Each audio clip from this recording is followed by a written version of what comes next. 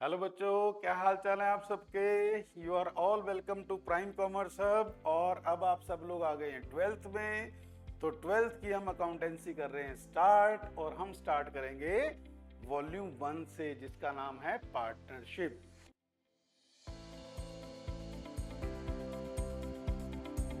Partnership पे एक act बना हुआ है, पार्टनरशिप एक्ट 1932। तो हमने पूरी बुक में एक ही एक्ट को पढ़ना है, जिसका नाम है पार्टनरशिप एक्ट 1932। अब देखो ये एक्ट कब बना था, 1932 में बना था। ठीक है, हम इस पूरी की पूरी बुक में पूरी डिटेल में इसी एक्ट को पढ़ेंगे। तो मैं नेक्स्ट पे आता हूं बेटे। 32 के बाद फंडामेंटल्स ऑफ पार्टनरशिप। पार्टनरशिप के फंडामेंटल्स को हमने इस चैप्टर में डिस्कस करना है। ये चैप्टर नंबर 1 है आपका। तो आइए करते हैं स्टार्ट। हमारे पास दो पर्सन्स हैं, एक है कोहली और एक है धोनी। इन दोनों ने मिलके एक फर्म स्टार्ट कर ली, और जिस फर्म का नाम रखा ढोली स्पोर्ट्स। यानी इन दोनों ने मिलके एक शॉप स्टार्ट की जिसका नाम है धोनी स्पोर्ट्स। अब यहां बेटे तीन चीजें इंपॉर्टेंट हो गई। दो लोगों ने बिजनेस स्टार्ट किया। इन दोनों को अगर मैं इंडिविजुअली बात करूंगा तो ये पार्टनर्स हैं। कोहली अपने आप में एक पार्टनर है इंडिविजुअली, इंडिविजुअली धोनी भी पार्टनर है। और अगर मैं इन दोनों को प्लस कर दूं तो कलेक्टिवली बनेगी पार्टनरशिप फर्म। ठीक है, तो individually they are partners, collectively that is called firm. और हम जितने भी अकाउंट्स मेंटेन करेंगे वो सारे के सारे धोली स्पोर्ट्स के नाम से मेंटेन करेंगे। ठीक है, नेक्स्ट पे आते हैं नंबर 3। अब बात करते हैं जी कि ये फर्म है क्या। आपने तो बता दिया सर कि इंडिविजुअली कोहली अलग है, धोनी अलग है, दोनों को मिला दो तो पार्टनरशिप फर्म है। अब ये फर्म है क्या, अब देखते हैं क्या है जी फर्म। मीनिंग पे आते हैं। When two or more persons join hands, जब दो या दो से ज्यादा लोग इकट्ठे हो जाते हैं, हैंड ज्वाइन करते हैं, टू सेटअप अ बिजनेस। याद रखना, उन्होंने क्या सेटअप करना है, बिजनेस सेटअप करना है। कम से कम दो लोग होंगे या दो से ज्यादा भी हो सकते हैं। बिजनेस सेटअप करेंगे and share its profits and losses. अब बेटे बिजनेस में तो प्रॉफिट भी होता है, लॉस भी होता है। वो कहते हैं करते हैं स्टार्ट यार, प्रॉफिट होगा तो भी देख लेंगे, लॉस होगा तो भी देख लेंगे, दोनों सिचुएशन में। ठीक है, हम उसको फेस करेंगे, उसको बोलते हैं बेटे पार्टनरशिप। डन, तो ये तो पार्टनरशिप हो गई। अब आ जाते हैं हम डेफिनेशन ऑफ पार्टनरशिप। ये डेफिनेशन गिवन है बेटे पार्टनरशिप एक्ट में। ठीक है, तो आते हैं सेक्शन 4, बहुत इंपॉर्टेंट है। Section 4 of the partnership act 1932 defines partnership as relationship between the persons. कहता उन लोगों के बीच में रिलेशनशिप हु हैव एग्रीड, जो एग्री हुए हैं, to share the profits of the business, एक ऐसे बिजनेस के प्रॉफिट को शेयर करने के लिए जिसे कैरीड ऑन बाय ऑल, या तो वो सब करेंगे या फिर any one of them acting for all, या फिर उनमें से कोई एक करेगा, किसके लिए, सबके लिए। या तो वो सब करेंगे या फिर कोई एक उन सब के लिए भी कर सकता है। ठीक है, ये हो गया आपका डेफिनेशन एंड मीनिंग। अब आते हैं बेटे नेक्स्ट पे। नेक्स्ट आता है जिसकी नेचर क्या है। नेचर में क्या आता है हमारे पास, बहुत इंपॉर्टेंट है बेटे नेचर। नेचर को हम दो पार्ट में स्टडी करते हैं। पहला क्या, according to accounting view point. अगर मैं अकाउंटिंग पॉइंट ऑफ व्यू से आपसे डिस्कस करूं तो बहुत इंपॉर्टेंट क्वेश्चन है। According to accounting point of view, firm is treated as separate business entity different from its partners. कहता है जब आपने अकाउंट्स मेंटेन कर रहे हैं तो फर्म और पार्टनर दोनों सेपरेट है। देखो वापस लेके आता हूं,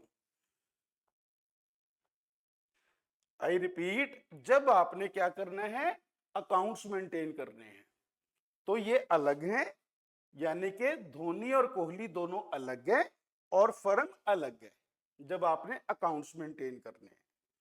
तो अकाउंटिंग पॉइंट ऑफ व्यू से बेटे ये दोनों क्या होते हैं, सेपरेट होते हैं।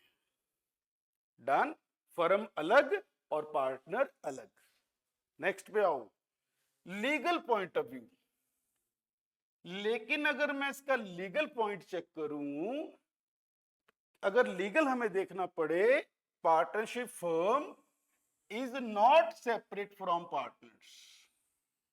तो पार्टनरशिप फर्म और पार्टनर्स दोनों सेपरेट नहीं है, दोनों कंबाइंड हैं। किसके हिसाब से, लीगल पॉइंट ऑफ व्यू से। सेपरेट किसके हिसाब से हैं, फर्म पॉइंट ऑफ व्यू से। आप देखो वापस लेके आता हूं आपको मैं, ठीक है, कि अगर मैं इसको कहूं लीगल पॉइंट ऑफ व्यू से तो बेटे ये सब कंबाइंड है, ये सारे क्या हैं, कंबाइंड हैं, ठीक है, दे आर ऑल कंबाइंड। लेकिन अगर मैं बात करूं अकाउंटिंग पॉइंट ऑफ व्यू से तो फर्म सेपरेट है और पार्टनर सेपरेट हैं जी, ठीक है। तो ये हो गई आपके पास नेचर।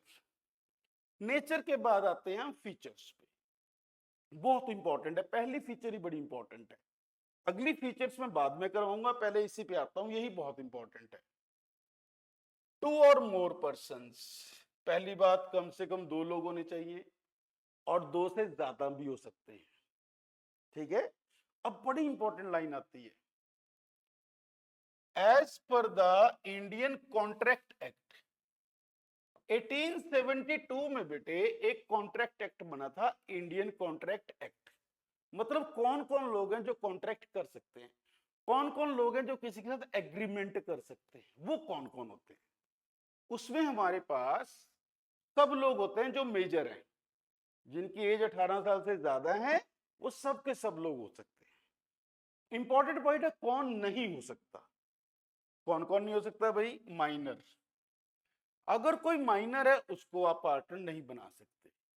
नंबर 2, अगर कोई बेचारा अनसाउंड माइंड है, ठीक है, जिसका ब्रेन प्रॉपरली काम नहीं करता, आप उसको भी नहीं बना सकते। नंबर 3, कोई पर्सन है डिस्क्वालिफाइड बाय लॉ, जिसको लॉ ने डिस्क्वालीफाई किया हुआ है, आप उसको भी नहीं बना सकते, ठीक है। तो ये 3 लोग हैं जो आपके पार्टनर नहीं बन सकते। अब आ जाते हैं हम, मिनिमम 2 पार्टनर्स होने चाहिए, ये पार्टनरशिप वीडियो में बताया हुआ है, मिनिमम 2। मैं बार बार कह रहा हूं आपसे, 2 और मोर पर्संस, 2 और more persons. More means what, मोर का मतलब कितने, 2, 3, 5, 10, 20, 50, 100, 200, 500, 1000, कितने, वो समझो।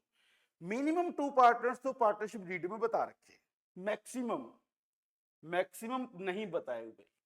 मैक्सिमम कितने होने चाहिए, 50 persons. Rule 10 of the companies act 2013 के अकॉर्डिंग मैक्सिमम 50 होने चाहिए। यानी जो मैक्सिमम पार्टनर है वो कहां बताए हुए हैं, वो बता रखे हैं आपको, कहां पे, rule 10 of the companies act 2013 में बता रखे हैं, पार्टनरशिप एक्ट में नहीं बता रखे। अब बड़ा इंपॉर्टेंट क्वेश्चन, मैक्सिमम 100% हो सकते हैं भाई एक केस में, कब, जब आप सेंट्रल गवर्नमेंट से स्पेशल परमिशन ले लेते हो और सेक्शन 464 को आप अप्लाई कर देते हो कंपनीज एक्ट के। अगर कंपनीज एक्ट 464 को आप फॉलो करते हो और सेंट्रल गवर्नमेंट से आप परमिशन ले लेते हो तो आप मैक्सिमम 100% भी ले सकते हो, ठीक है बेटे। ये हो गए आपके पास इसके फीचर के पॉइंट। अब इसमें एक एक्सेप्शन भी है, मैं यहां स्टार बना के लिख रहा हूं, वो एक्सेप्शन क्या है, minor can be partner, minor can be partner but only for profits. Minor can be partner but only for profits. Yes, minor को आप पार्टनर बना सकते हो बट सिर्फ प्रॉफिट्स में। तो ये हो गया बेटे आपका फीचर नंबर 1। इसके बाद आ जाता है फीचर नंबर 2, एग्रीमेंट। कहता है पार्टनर्स के बीच में एग्रीमेंट होना जरूरी है। भाई सारे टर्म्स कंडीशंस डिसाइड करोगे, है ना, दो लोग मिल रहे हैं तो वो लोग अपनी कुछ ना कुछ तो कंडीशंस बनाएंगे ना। भाई कौन कितना काम करेगा, कैसे बिजनेस को चलाएंगे, क्या क्या हमारे पास, कैसे हम प्रॉफिट को डिवाइड करेंगे, कौन कितने पैसे बिजनेस में लगाएगा, इसके लिए वो लोग एक एग्रीमेंट बनाते हैं। ठीक है, an agreement, partnership is the result of an agreement between 2 और मोर पर्संस। ठीक है बेटे, to share the profits and losses, profit और लॉसेस बांटने हैं। ठीक है, और ये एग्रीमेंट क्या हो सकता है बेटे, ओरल भी हो सकता है, रिटर्न भी हो सकता है। आप ओरल बना लो एग्रीमेंट, ऐसे बैठे बैठे दो दोस्तों ने बिजनेस स्टार्ट किया और डिस्कस कर लिया कि चल यार बिजनेस स्टार्ट करते हैं, ऐसे कर, इतने पैसे लगाएंगे, ऐसे कर लेंगे, तू ऐसे कर लियो, मैं ऐसे कर लूंगा, ऐसे बांट लेते हैं, ओरल हो गया। दूसरा, नहीं भाई ठीक है, जितने जितने पैसे लगा रहे हैं सारा रिटर्न बनाओ, एग्रीमेंट बनाओ, रिटर्न नीचे साइन करो, ठीक है, और प्रॉपर्ली एक एग्रीमेंट बना लो, तो वो रिटर्न भी हो सकता है। तो ये दोनों पॉसिबल है। ठीक है, अब पार्ट, इसको बोलते हैं पार्टनरशिप डीड, इसको पार्टनरशिप डीड भी बोलते हैं। ठीक है, इसको आर्टिकल्स ऑफ पार्टनरशिप भी बोल देते हैं। इसमें क्या क्या आता है, बहुत सारी चीजें आ सकती हैं। आपने किन किन चीजों पे आप एग्री हुए हो वो सारी चीजें इसमें आ जाती है। मैंने एग्जांपल के लिए लिख दिया कि प्रॉफिट शेयरिंग रेशियो क्या होगी, भाई वो लिख दो, सैलरी कौन लेगा, भाई वो लिख दो, कमीशन किसको मिलेगी, भाई वो लिख दो, बड़ी सारी चीजें और हो सकती हैं। मैंने एग्जांपल के लिए 3 चीजें डाल दी। अब इसकी सबसे इंपॉर्टेंट चीज, टॉप टिप क्या है जिसके अंदर, जो भी आपने डिसाइड किया है, the clauses of the partnership deed, जिसको हम एग्रीमेंट भी कह रहे हैं, कैन बी ऑल्टर्ड, आप इसको ऑल्टर कर सकते हो, आप इसको चेंज कर सकते हो। कैसे? With the consent of partners. अगर सारे पार्टनर एक चीज के ऊपर एग्री हो जाते हैं तो आप इसमें चेंज भी कर सकते हो। ठीक है बेटे, नेक्स्ट बेटे हमारे पास आती है existence of business and profit motive. अब पार्टनरशिप में एक तो बिजनेस होना जरूरी है और दूसरा जो मोटिव है वो प्रॉफिट का होना जरूरी है। दोनों चीजें जरूरी है। अगर आप कोई एनजीओ चला रहे हो तो आप पार्टनरशिप नहीं कर सकते, इसलिए बिजनेस होना जरूरी है। और दूसरा बेटे बिजनेस का मोटिव क्या होना चाहिए, प्रॉफिट कमाना। अगर आप कहते हो जी हमने तो सोशल सर्विस करनी है, तो फर्म नहीं है बेटे, वो पार्टनरशिप बन ही नहीं सकती। अगर आप कोई सोशल सर्विस कर रहे हो तो भैया एनजीओ चलाओ जाके, अगर पार्टनरशिप करनी है तो बिजनेस करना पड़ेगा, ये ध्यान रखेंगे। तो partnership can be formed for the purpose of carrying on some business with the intention of earning profits. ठीक है बेटे, दूसरी बात, इट मस्ट बी लीगल। एक तो यहां क्लियर कर दूं कि प्रॉफिट अर्न करना है, इंटेंशन आपकी प्रॉफिट की होनी चाहिए। इसका मतलब पता क्या हो गया, भाई जरूरी नहीं है प्रॉफिट हो, लॉस भी हो सकता है, बट आपकी इंटेंशन प्रॉफिट की होनी चाहिए। दूसरी बात बड़ी इंपॉर्टेंट क्या होगी जी हमारे पास, इट मस्ट बी लीगल। ऐसा नहीं है कि आप कह दो कि हाँ भाई हम दो बंदे मिलके कोई इलीगल बिजनेस शुरू करेंगे, इलीगल माइनिंग शुरू कर देंगे हम, know that is not possible, वो भी पार्टनरशिप नहीं होगी। तो इसमें हमारे को 2-3 चीजें मिल गई। Number 1, for the purpose of carrying on some business, business करना जरूरी है, इंटेंशन प्रॉफिट की होनी चाहिए, बेशक लॉस हो जाए, और लीगल भी होना चाहिए। ठीक है, बिजनेस की लीगैलिटी भी जरूरी है। Next, sharing of profits, profits की शेयरिंग भी होनी चाहिए बेटे। मतलब जो प्रॉफिट है वो आपस में कोई ना कोई एग्रीमेंट बना के उससे आपस में डिवाइड भी करना है। जैसे the agreement between the partners must contain the ratio in which they would share the profits and losses. कहता उन्होंने कोई ना कोई रेशियो जरूर बनानी है जिसमें प्रॉफिट को डिवाइड करें। तो डिस्ट्रीब्यूशन ऑफ प्रॉफिट बहुत इंपॉर्टेंट है, ठीक है। दूसरी बात, अगर कोई पर्सन स्टार्ट करता है किसी बिजनेस को for charitable purpose, it is not called partnership, ठीक है जी। पहली बात तो बिजनेस नहीं हो सकता, वो एक एनजीओ बनेगी।